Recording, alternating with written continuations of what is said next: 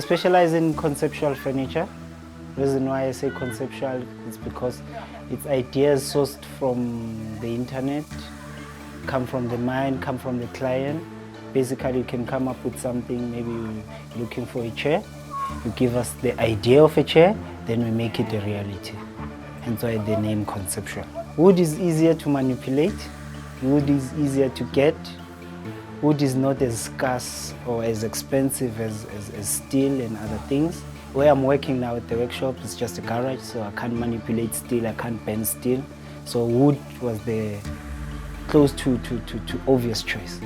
It's easier when you're on your own, like be my own boss and stuff. It helped me a lot because I can do my bring can showcase my ideas, create employment. Slowly but surely we're getting there.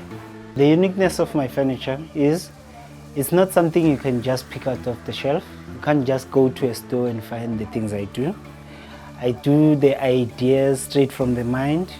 Basically, most of the times it's from the client. The client comes and say, I want this is how I want it, this is the color I want, then I do that specific.